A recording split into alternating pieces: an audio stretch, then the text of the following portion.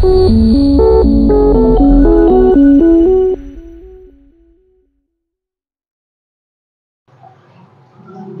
assalamualaikum warahmatullahi wabarakatuh. Waalaikumsalam warahmatullahi wabarakatuh. Selamat malam, sahabat Asosiasi Pekerja Perikanan Indonesia.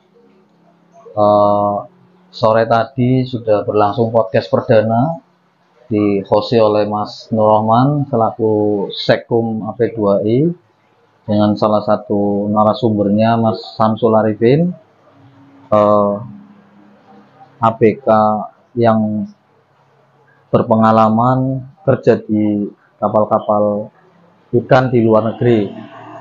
Nah, kali ini saya kedatangan tamu dari Pemalang. Beliau ini bisa dikatakan bahasa Jawanya kayak laut kelotokan, ya.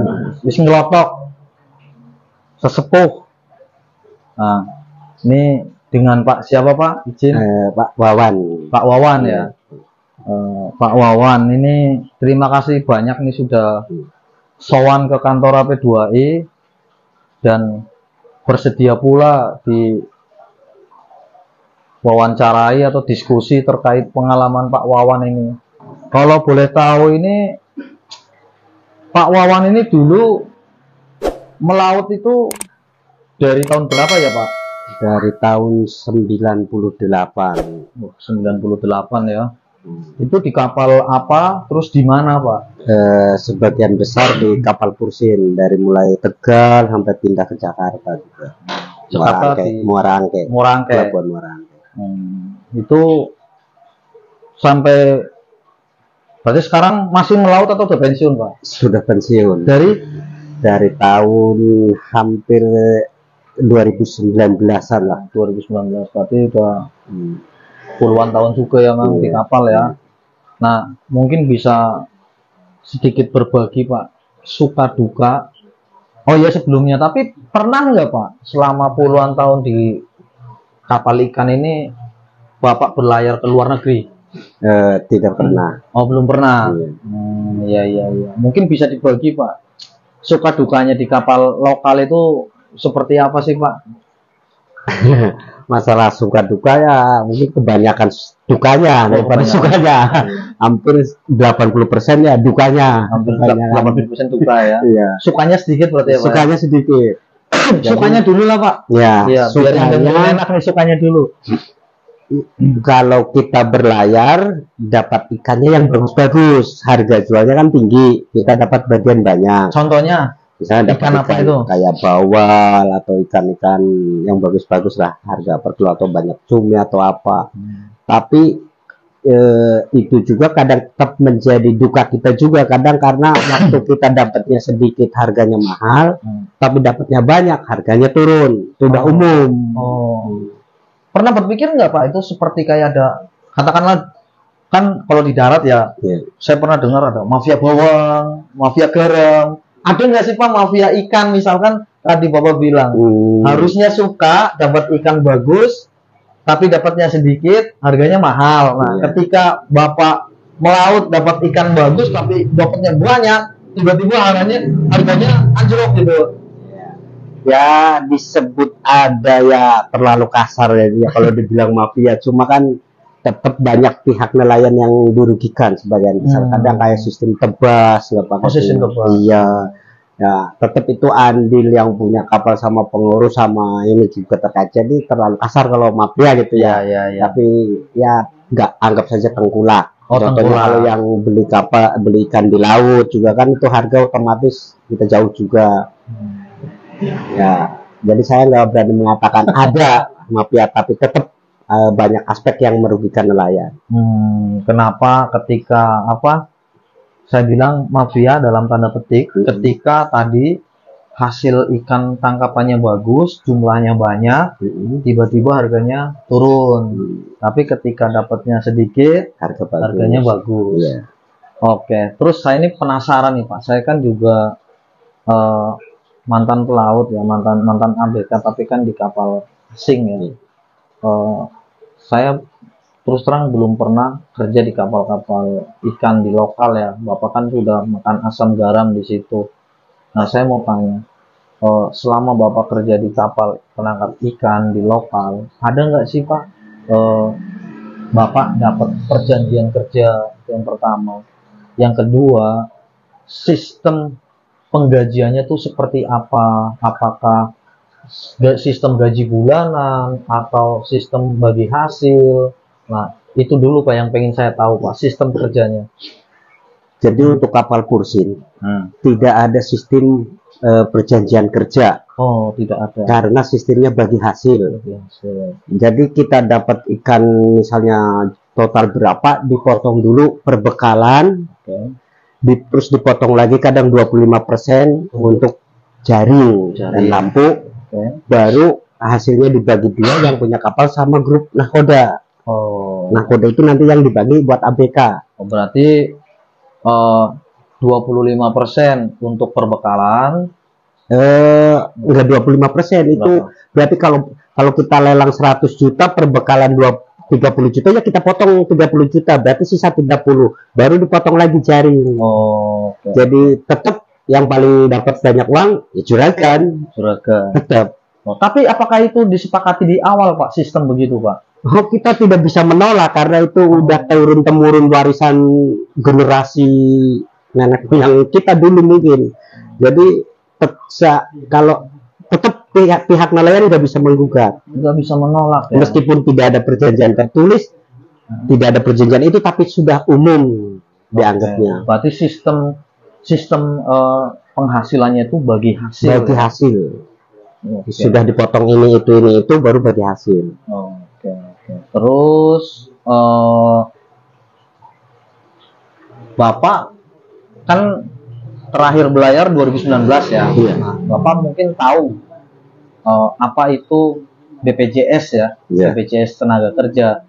Nah, Bapak pernah nggak merasakan selama melaut itu dikasih sama yang punya kapal atau owner itu diikut sertakan sebagai peserta BPJS? Tidak ada. Tidak ada. Tidak ada. Belum pernah. Belum pernah ya. Oke, yang pertama tidak ada perjanjian kerja karena sistemnya bagi hasil. Yang kedua tidak pernah diikut sertakan BPJS. Nah, terus kemudian Pak, jam kerja Pak, jam kerja di atas kapal itu seperti apa sih Pak? Jadi kalau kapal Pursin jam tergantung musim.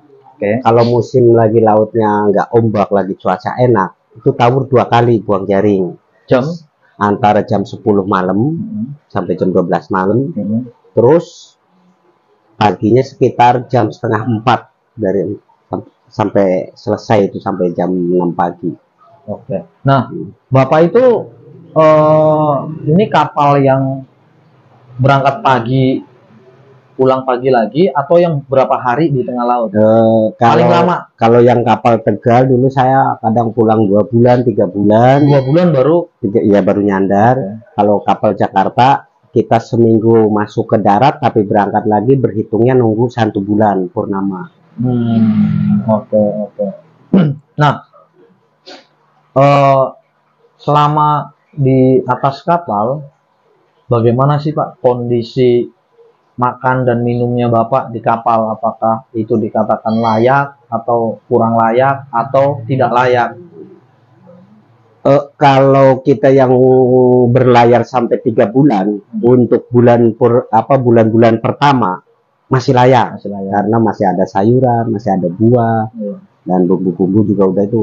Nanti sekitar 2 bulan ke sana baru kita seadanya. Kadang ikan digarmin aja, itu kadang ya gula juga kadang kalau umur sampai udah 2 bulan udah menipis, kecuali kita mampir ke pulau belanja atau minta kiriman, itu pun kadang lama nunggunya.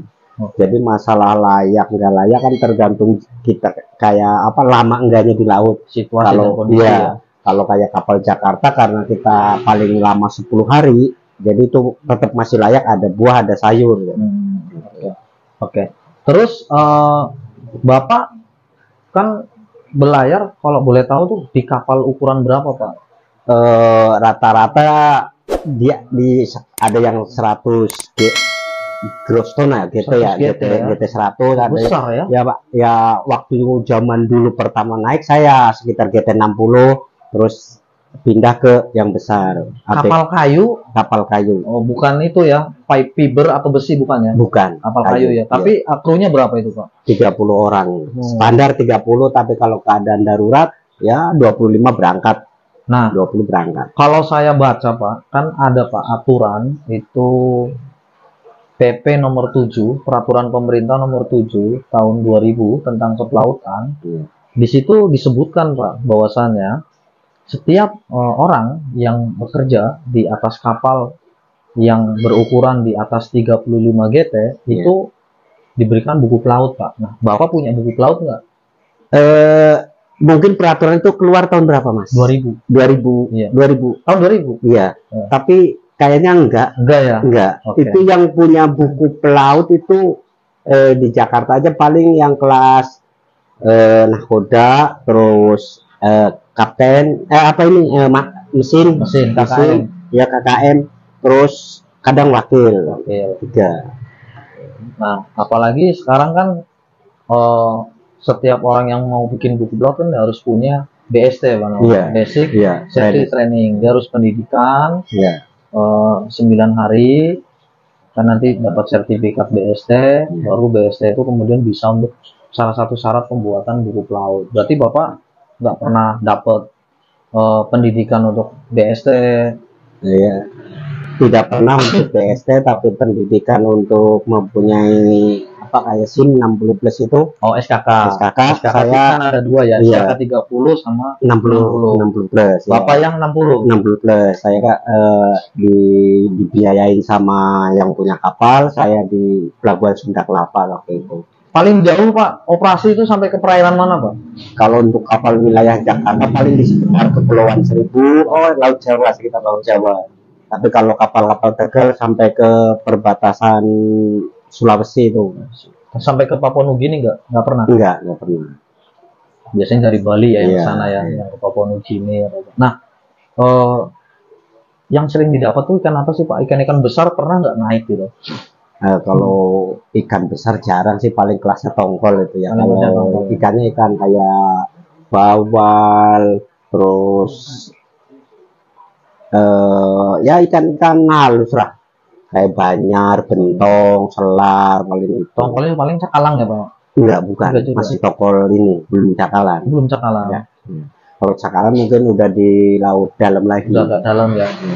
Jadi kira-kira berapa mil sih Pak dari terdekat? Ya kadang pulaunya masih kelihatan kalau kita jarang buka peta sih ya. Kalau musim rame di posisi mana paling kita ngejar ke sana, itu aja paling informasi radio. Oke. Nah, Bapak ini berarti kerja di kapal yang dimiliki oleh owner atau pemilik kapal yang bukan nahkoda ya? Iya, bukan. Berarti nahkodanya juga bukan yang punya kapal ya? Orang kerja ya. Nah, itu bagaimana Bapak bisa memastikan bahwasanya pembagian itu benar Pak? Sesuai dengan perhitungan yang Bapak hitung, kan pasti Bapak ngitung gitu. Iya. Jadi kita waktu ikan dilelang ada perwakilan dari kapal yang ikut mencatat. Perwakilan kapal ikut mencatat. Iya, waktu itu kebetulan saya jadi wakil nahkoda juga, dan saya sering itu udah kerjaan saya untuk mencatat semua penjualan. Iya. Terus misalnya udah potongan dari pelabuhan lelangan, nanti sisa bersih berapa persen, itu udah ada catatannya semua. Jadi masalah pembohongan itu nggak ada. Cuma ya kadang perbekalannya yang ini kadang di luar nalar juga. Misalnya kapal-kapal juragan, kenapa kalau itu mesin rusak atau kapal rusak itu ikut ke biaya perbekalan? Lah, bukannya tadi di awal Bapak bilang itu terpisah ya, perbekalan terus ada biaya untuk jaring gitu? Iya, itu jaring ada potongan 25%. Tapi sewaktu buat servis jaring kurang, tetap kekurangannya dia ngambil dari perbekalan. Terus misalnya kapal bocor, naik tong atau apa, itu dari perbekalan. Jadi sistem orang nelayannya mau dapat apa? Kalau udah kepotong semua, kapal-kapalnya dia, waktu bocor kenapa ke kita yang uang kita yang dipotong? Kan itu yang berarti dalam tanda petik kenakalannya di situ ya. Di situ. Iya. Nah, ini menarik gitu. Pertanyaan saya, apakah di Pemalang, Bapak kan Pemalang nih, Pemalang. Apakah nggak ada Pak komunitas nelayan atau organisasi nelayan yang konsen gitu memperjuangkan hak-haknya Bapak? Karena begini Pak, tadi kan memang lah yang Bapak ceritakan di awal itu kan kebiasaan Pak. Iya. Kebiasaan yang turun menurun jadi seperti aturan.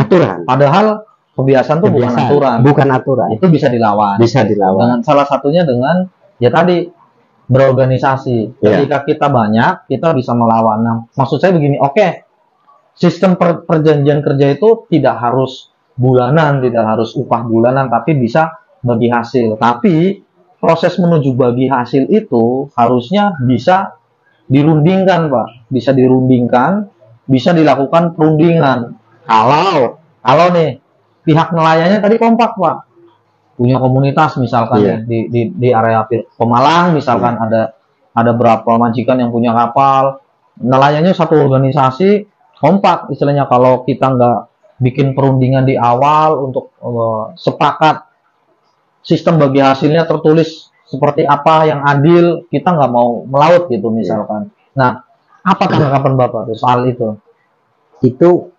Itulah susahnya. Organisasi yang ngurusin nelayan banyak. ANSI besar, se-Indonesia ada semua. Apa pernah mereka memperjuangkan perjanjian itu? Gak ada. Nol. Kan ada selain itu ada Pak, kalau nggak salah KNTI ya Pak? KNTI ada. Satuan Nelayan. Tapi belum pernah kejadian kayaknya mengurus tentang perjanjian kerja tentang kapal pursin itu. Padahal ada loh Pak, sekarang ada peraturan Menteri Kelautan dan Perikanan itu tentang kalau saya tidak salah itu nomor 46 deh, nomor 46 tahun 2014 kalau nggak salah ya. Nah, nanti bisa kita cek lah. Pokoknya intinya Permen KP itu tentang perjanjian kerja laut awak kapal perikanan. Di situ ada format-formatnya Pak. Yang bagi hasil juga ada nggak? Ada Pak, ada. Karena bagi hasil itu memang masuk di dalam Permen KP. Jadi di Permen KP itu ada yang sistem bulanan, ada yang bagi hasil, terus jangka waktunya ada yang waktu tertentu, ada yang per trip, dan ada yang waktu tidak tertentu. Itu ada dan saya pikir itu sudah terimplementasi di lapangan. Tetapi Bapak terakhir kan 2019 ya, itu aja belum merasakan Bapak pegang kopi PKL gitu kan, perjanjian kerja itu belum ada kan? Tidak ada. Nah, kenapa Bapak dari tahun 2009 sampai 2019 itu kan di lokal terus? Apakah Bapak nyaman di lokal? Bapak sukses di lokal, melaut sebagai pelaut di lokal di kapal ikan? Kenapa tidak sampai kepikiran pengen berlayar di luar negeri gitu Pak? Jangan-jangan Bapak udah sukses ini sekarang punya kapal 10 ini kayaknya. Jadi gini Pak, waktu itu saya karena terbentur umur mungkin. Ya. Keluarga saya kebetulan ikut kapal luar negeri semua. Ibaratnya kalau kita di kapal nelayan ini bukan rahasia lagi, udah umum, udah tahu. Buat makan aja Senin Kemis gampangannya. Kalau masih di nelayan lokal, ya, 1 kali dapat, 2 kali, ya kadang 3 kali, 4 kali nggak dapatnya. Itu kayaknya udah hal biasa. Jadi untuk taraf kesejahteraan nelayan, kalau kita bekerja kayak gini terus, ya nggak ada perkembangannya. Tapi kalau kita berusaha, ibaratnya ya nyari peluang apa, keluar negeri atau apa, jadi TKW di perikanan kan sekarang mungkin lagi banyak yang ngejar ke sana. Keluarga saya kebetulan 4 orang, adik ipar saya sama kakak ipar saya di luar negeri semua, ikut kapal Jepang ya? Di semua. Menarik apa yang disampaikan Pak Wawan. Nah, ada nggak Pak harapan dari Pak Wawan sendiri nih, ini kan Pak Wawan dikatakan udah senior nih, punya kepikiran nggak sih untuk membentuk sebuah gerakan, membentuk sebuah, ya dimulai dari komunitas lah, yang kecil dulu, komunitas atau forum, untuk memperjuangkan apa yang pernah Bapak alami dulu sewaktu melaut. Kan Bapak udah makan asam garamnya nih Pak, punya nggak Pak kepikiran pengen ke situ nggak Pak? Ya mungkin kepikiran ke situ ada, biar ibaratnya pekerja nelayan itu jangan terlalu dirugikan sama yang tidak ada perjanjian kerja itu. Banyak kan karena hanya menerima perjanjian warisan entah dari tahun berapa dan nggak tertulis, nggak tertulis, tapi itu warisan sampai sekarang masih berlaku. Jadi di nelayan itu ada disebut PW ya Pak ya, perjanjian warisan ya. Perjanjian warisan. Menarik. Jadi saya sendiri tidak pernah lihat kalau itu tertulis, tapi kenyataannya begitu. Gampangannya lampunya kapal yang buat ngobor ikan pecah aja, tetap kalau kita ganti ikutnya ke perbekalan. Ikutnya masuknya ke perbekalan. Nah, yang terakhir lah, yang 2019. Bapak pernah melaut untuk berapa lama? Yang seharusnya dapatnya lumayan, tapi dapatnya kecil sekali. Susah ya Pak ya, mau ingat-ingatnya karena apa? Antara belum pernah kayaknya selama 3 tahun terakhir saya nelayan mau pensiun itu dapat gaji kayak semacam UMR aja belum pernah. Karena kita ikan semakin susah, peraturan semakin ketat, harga ikan turun. Jadi sampai saya lupa pernah saya dapat uang berapa, yang paling besar aja lupa. Buat makan aja kadang saya sampai apalah, kerja lainnya waktu terang bulan harus istirahat, saya kerja apa buat nambah-nambah pengeluaran itu. Nah, Bapak kan di Tanjung Sari nih, dekat laut kan? Bapak tahu nggak di situ data siapa-siapa yang punya kapal, terus nelayan-nelayannya? Ya, data lengkap tidak, tapi kalau kapal ini lipat, oh ini punya ini punya ini, ya hafal. Nah, apakah kapal-kapal yang ada di Pemalang itu yang punya itu misalkan anggota dewan atau Pak Haji itu gitu. Nah, misalkan Pak Haji itu punya 5, anggota dewan itu punya 7. Nah, apakah kepemilikan itu kemudian dinamakan perusahaan atau perseorangan Pak, atau tidak diurus PT Pak? Setahu saya, karena di Pemalang nggak ada kapal besar, adanya kapal-kapal nelayan. Jadi waktu saya berlayar kan berarti di Tegal, Pelabuhan Tegal, sama di Jakarta. Waktu di Jakarta itu di surat kapal kebanyakan nama perseorangan pemilik. Langsung pemilik ya. Langsung pemilik. Bukan atas nama badan hukum ya PT ya. Bukan pemilik. Begitupun yang di Tegal. Iya. Apalagi di Pemalang ya. Iya. Kalau di Pemalang itu mayoritas kapal-kapal ukuran berapa Pak sekarang Pak? Kecil, nelayan kecil itu. Oh, di bawah 30 iya, ya? Di bawah 30. 5, 10 iya, gitu ya. Yang mesinnya kadang mesin tempel, bukan mesin duduk gitu. Iya. Tapi itu juga kan kebanyakan bukan milik sendiri kan yang nelayan kan. Iya, bukan dia buruh nelayan disebutnya kan. Bukan punya dia kapalnya kan. Oke. Nah, harapan Bapak nih, nggak usah jauh-jauh kita Jakarta. Oh, Bapak aja di Pemalang nih, harapannya bagaimana sih Pak, kondisi nelayan di Pemalang tuh harapannya seperti apa gitu? Ya, paling saya pikirnya memprihatinkan. Karena kebanyakan ibaratnya setiap harinya, setiap minggunya itu dapat ikan sama nggak dapat ikan, banyak nggak dapatnya. Jadi kan sekarang kayak kapal kecil aja, dulu kan jaring pursin kan jaring, kalau sekarang kan yang pakai kayak waring itu yang dapat. Jadi kan bibit-bibit ikan yang masih kecil-kecil juga ikut keserok. Sedangkan kan itu untuk tujuan masa depan ikan kita. Sama yang ditarik itu troll kecil, kalau di wilayah Pemalang namanya garok gitu. Nah, apa sih Pak sulitnya bikin komunitas atau organisasi di tempat Bapak untuk menaungi para nelayan ini? Apakah ada tantangan tertentu yang mungkin dalam tanda petik Bapak takutkan gitu? Mungkin jarang orang yang berpikiran untuk bersatu, karena kebanyakan mungkin berpikirnya kita hidup sendiri-sendiri itu saja.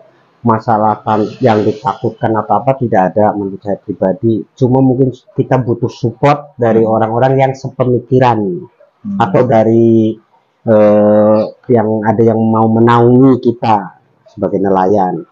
Kayak belum pernah ibaratnya rembuh gimana cara mengatasi perjanjian ini, kan belum pernah. Tapi ada Pak di Pemalang.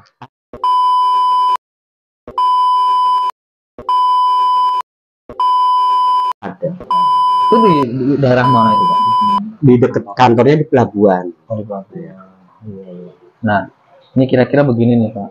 AP2 ini kan juga organisasi pekerja perikanan nih Pak. Cuman memang mayoritas anggotanya kerja di luar negeri. Iya. Nah, kira-kira nih kalau AP2I meminta kepada Bapak untuk apa ya? Paling tidak mengumpulkan para nelayan di tempat Bapak, terus kemudian ada pengurus kami yang datang, kita ketemu, diskusi di situ. Ya tidak mungkin lah kita langsung bikin organisasi atau bikin komunitas, tapi butuh pendekatan, butuh pemahaman, penyatuan pikiran, harapannya seperti apa, masalahnya seperti apa. Kira-kira bisa nggak Pak, Bapak untuk bisa ngumpulin paling nggak 10 orang lah? Bisa. Karena saya dari kampung nelayan, perumahan saya perumahan nelayan, dan tetangga saya nelayan semua, bisa. Ya ini sepertinya menarik, bisa untuk apa ya, di AP2I mungkin bisa dibentuk departemen atau divisi nelayan ya, khusus untuk lokal. Jadi ya mari kita berjuang untuk kaum nelayan yang di dalam negeri ini. Toh tujuannya kan mulia nih Pak, supaya ada peningkatan kesejahteraan. Iya. Dan tadi kalau bisa mengubah Pak dari perjanjian warisan ke perjanjian kerja Pak. Itu. Dan itu sangat dibutuhkan. Apapun bentuknya, mau bulanan gaji, terus sifatnya kalau dapat lebih itu tunjangan atau bonus, atau mau bagi hasil, nanti kita diskusikan saja. Enaknya nelayan itu sistem seperti apa? Tapi sistemnya yang terjadi atau yang disepakati dari hasil perundingan, bukan dari hasil warisan. Ya, itu. Nah, kayaknya ini saya nagih Bapak nih. Kayaknya kapan ini Pak bisa disiapkan itu teman-teman nelayan kita? Yuk kita diskusi gitu. Kita yang ke sana. Ya, terserah Bapak sempatnya kapan, saya siap. Yang penting ada pemberitahuan, nanti saya kumpulkan. Minggu depan bisa. Oke, mungkin minggu depan ini Pak. Ya, tapi kira-kiranya dikira kampanye enggak? Kan musim-musim kampanye. Enggak lah. Enggak. Kan kita jelas Pak, bajunya juga ya ada partainya. Walaupun merah tapi kan bukan. Kita merahnya merah muda berani militan Pak. Merahnya merah kasih Pak. Jadi kita organisasi yang independen, tidak terafiliasi dengan partai politik manapun. Nah, paling nanti H-3 dari acara nanti saya infokan ke Bapak. Kalau bisa terang bulan biar banyak orang-orang nelayan libur. Oh, malam. Terang bulan. Malam. Ya. Tanggal? Iya, tanggal 15. Tanggal 15-an. Iya. Oh, berarti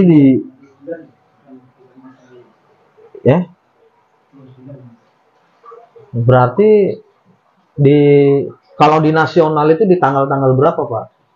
Tidak mesti kalau nasional, karena kita ngikuti purnama.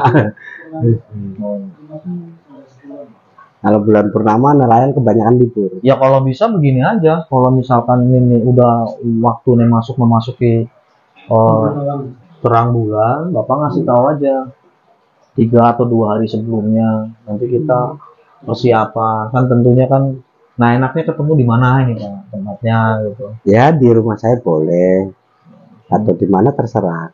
Malam ya malah ya, enaknya ya. Malam. Boleh, boleh. Oke, nih terima kasih banyak Pak Wawan atas sharing dan ilmunya, sangat bermanfaat. Oke, sobat HP2I, demikian sedikit cerita dengan Pak Wawan, senior pelaut di dalam negeri yang sudah banyak makan asam garam di dunia kepelautan kita di kapal ikan. Mudah-mudahan apa yang beliau harapkan bisa terwujud. Mudah-mudahan HP2I bisa membantu Pak Wawan dan kawan-kawan nelayan di wilayahnya untuk bisa membangun sebuah gerakan, ya, dimulai dari komunitas sampai kemudian bisa besar dan bisa memperjuangkan dan punya power atau punya kekuatan untuk bisa bernegosiasi dengan pemilik kapal guna peningkatan kesejahteraan kaum nelayan. Terima kasih. Demikian podcast ini. Wassalamualaikum warahmatullahi wabarakatuh. Waalaikumsalam.